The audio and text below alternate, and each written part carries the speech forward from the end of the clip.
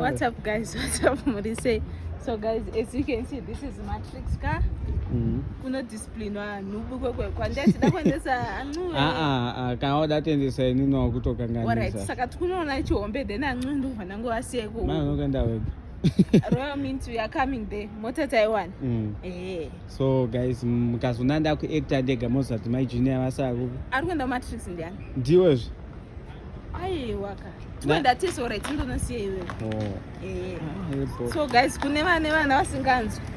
Kune vese vana vasinganzwi mukaverenga apa pakadzi Matrix Disciplinary and Training Center.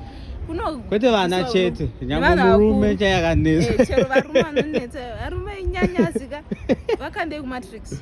Nevakadzi vanochita futi vanoda kuendeswa kupi? Kumatrix, yeah. But varume nyanya nyange vasingachite dziri nyanya like ancuwe. Ndenge ndanyanyiwa. Utopindewo.